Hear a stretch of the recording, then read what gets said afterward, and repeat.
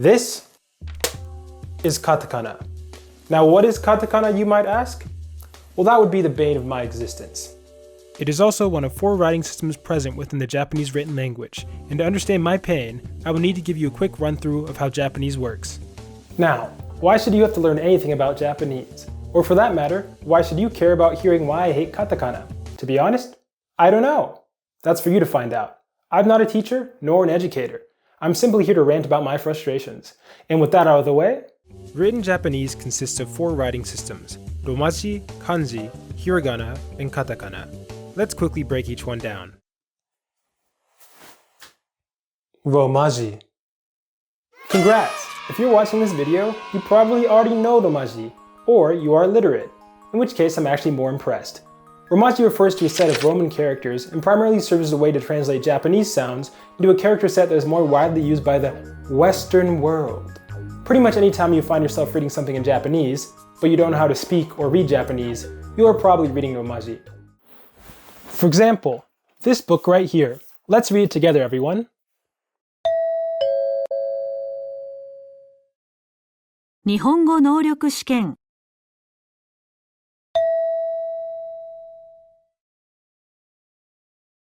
Akira. アキラ Nice! We nailed it. Let's try another one.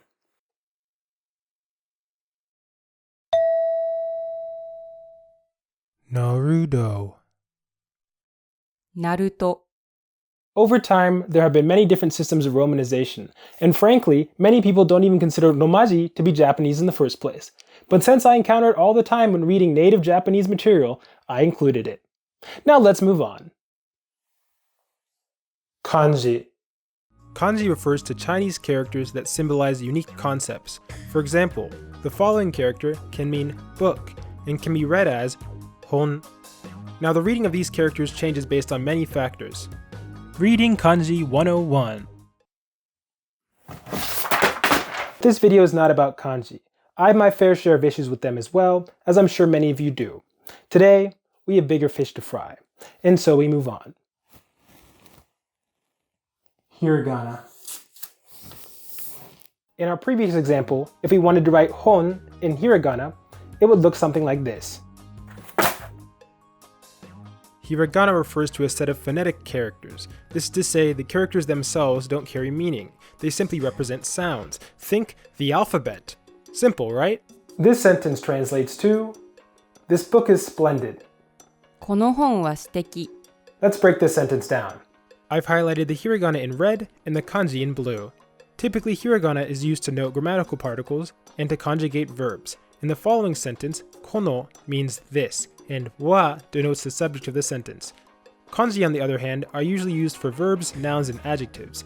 You may notice Japanese doesn't have spaces. Well, this is because the presence of kanji and hiragana together allow you to easily distinguish where words begin and end. In one sense, hiragana can be thought of as information-dense spaces.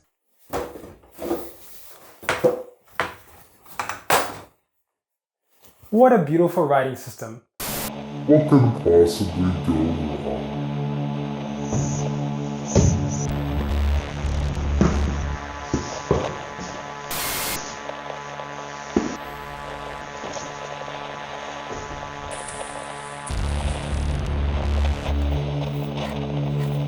Katakana. Now, what is the purpose of katakana? That's a great question.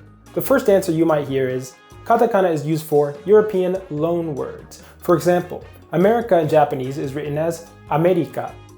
This word is comprised of 4 katakana, a, me, ri, and ka respectively. But wait, isn't that just the same thing as hiragana, you might ask? Well, no, because hiragana, as I mentioned before, is primarily only used for grammatical information. Or ideally it is used that way. In reality, it takes a long time for even native speakers to learn kanji, and so hiragana tends to be used as an alternative to writing kanji, as the target audience becomes lower. So in children's manga like Doraemon, you will notice there's a lot of hiragana, as opposed to novels like Demon, which is so cool that even something as basic as a lemon requires 35 strokes. But wait, Demon? Lemon? Isn't this a loan word? Shouldn't it be written in katakana? Well, don't worry, most of the time it is. Many loanwords, for one reason or another, have ways to write them out phonetically with kanji. For example, tobacco is usually written in katakana as tabako. Huh? That isn't katakana. That would be hiragana. Wait one sec. I think a Google search will clear this one up a bit. As we can see from this article on Wikipedia, タバコはタバコの葉を加工して作られる製品である。in English, tobacco is a product made by processing tobacco leaves. The first tobacco written in hiragana and the latter in katakana. Now, let's not get too upset here just yet. Maybe sometimes foreign words are written in hiragana. That's not a problem. At least you know that when you see katakana, you are for sure talking about a loan word. For example, the word baby car is clearly analogous to the English word baby car, except that word doesn't exist. Baby car refers to strollers. Also, before you get the idea that you can infer any meaning from katakana, I should also mention that almost every single fish species in existence is written in katakana. This is understandable though, as Japan is landlocked with no nearby fish. So of course a concept as foreign as fish being written in katakana makes complete sense. For my American listeners out there, that was a joke. Japan is an island nation. What the hell is what you might be thinking and feeling right now. But rest assured, katakana does not care about your feelings, nor will it ever. So can I explain what the purpose of katakana is? Not really, but I can tell you all the things about the language that it makes worse.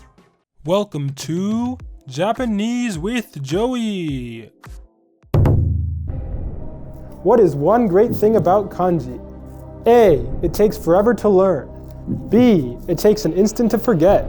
C. It has too many readings. D. It is space efficient. Yep, the answer is D.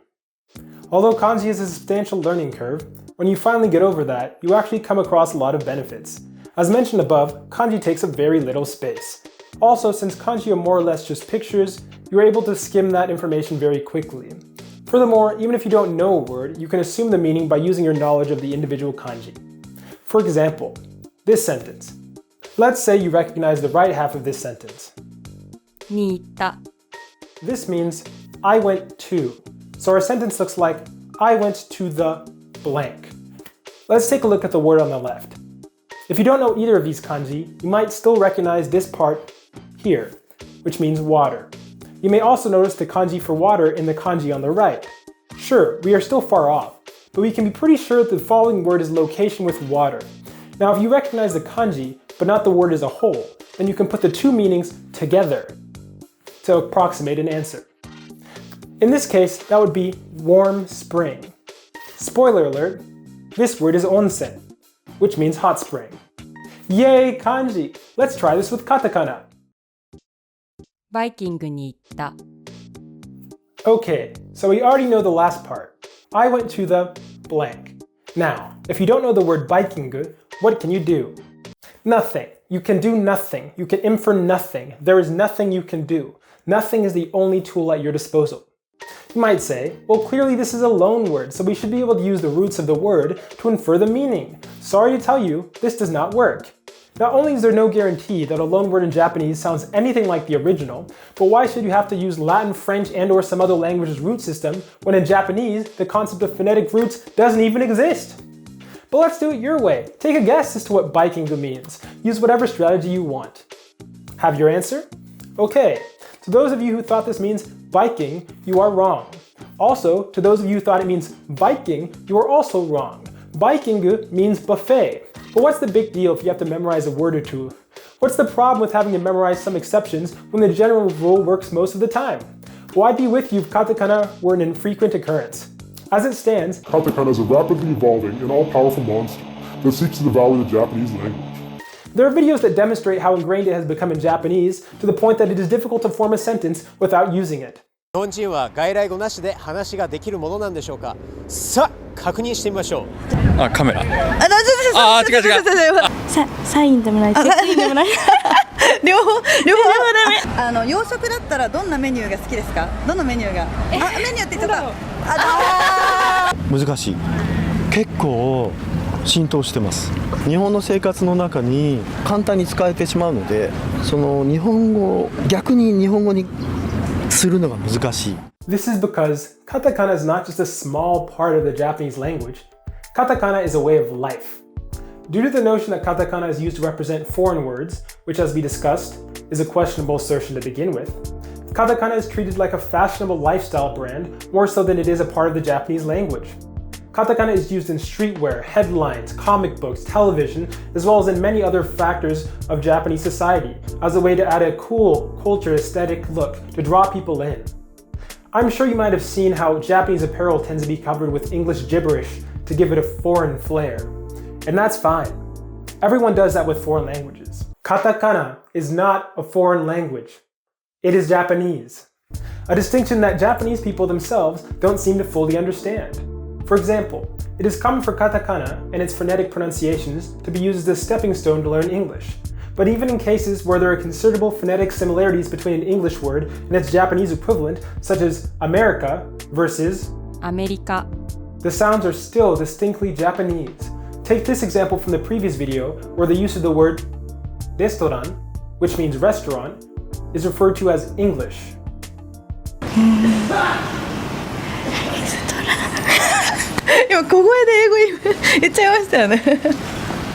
So what are the consequences of a Japanese in which katakana takes over? Well, if you want to hear what it might sound like, I recommend checking out a video by Dogen called Japanese in 10 Years. But as my focus in this video is in Japanese as a written language, let's take a look at an example I plucked from a social media post. パッケージのデザインもおしゃれで良かったです。 It's also nice that the packaging looked cool. Now, in the case that you recognize all of these words, the sentence isn't that bad. None of the words are individually so long that it makes it difficult to read. But if you don't know the words, it does get considerably trickier. It isn't immediately obvious where a word written in katakana begins and another one ends. Who is to say that deza and in aren't separate words? This might sound like a ridiculous complaint, but it isn't. Every language that I'm aware of that runs off of a phonetic character system uses spaces for this exact reason. Try reading these sentences without them. But in the case of katakana, you don't even have language roots to work with. Japanese even acknowledges this inherent difficulty, as it is common to use black dots in between foreign names in multi-word katakana. Furthermore, in games like Pokemon, which are intended for children, they tend to use only hiragana and put spaces in between because they know as well that when you just have these phonetic syllabaries by themselves, it's impossible to read. And even when we aren't talking about multi-word katakana, given Japan's tiny phonetic syllabary, most any loan word that gets the katakana treatment becomes much longer and harder to pronounce than a non-katakana alternative. For example, シミュレーション as compared to mogi. Now, Japanese actually attempts to rectify this problem by naturally abbreviating katakana that become too long. The word for communication, for example, tends to be abbreviated to komi. So anime such as komi-san wa komi-shou desu thankfully don't become communication-san wa communication shou desu. But now we have another problem. Not only does this abbreviation kill the chance of being able to decipher the remnants of any language roots that may or may not have been present in the word, we are also left with tiny word stems in a language that already has a very tiny phonetic library. So who's to say whether komi is referring to the rule and go or communism instead of communication? Katakana is responsible for confusion and inefficiencies in the Japanese written and spoken language, which is fine. If it had any reason to exist, its place in Japanese is supposedly to be used as a way to represent foreign words, which even if we accept the notion of foreign words to be easily definable and true, then why is katakana used in so many other ways, such as not for foreign words, for made-up words, for the names of people, plants, and animals, for automatopoeia, to bolden or emphasize text, to redefine the pronunciation of kanji, as well as many of the other cases I've forgotten to mention. All of these other use cases which could be easily solved by not adding an entire other script into the language. A script that directly conflicts with the primary benefit of having to go through the major pain in the ass that is to have kanji in your language. What is the point of being able to flex having a space-efficient and information-dense system like kanji if you're just going to throw that out the window by inundating the language with katakana? A script that wants to be phonetic, but carries almost none of the benefits. And that is why I stand before you today, to strive for a more perfect future. A future free of katakana. No longer will we stumble over reading frustratingly long words with no chance of deciphering any meaning. No longer will we sit quiet as we realize that all the time we spent learning kanji was for naught. Historically, there have been movements to get rid of kanji, and honestly, I can't disagree with them. But more importantly, let's get rid of katakana. If not for yourself, do it for the children. If not for the children, and more importantly, to be honest, do it for me. From here on out, know me not as Joey, but as Jotaro.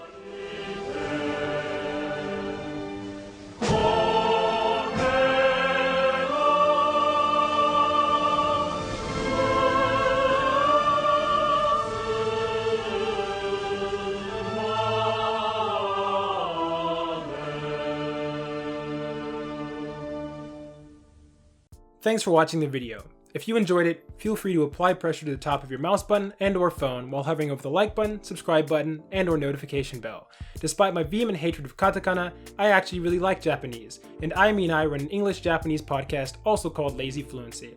So if you're looking to learn some Japanese and or English, or you just want to hear more of my unhinged terrible takes, then I recommend checking it out in the description below. Ja ne!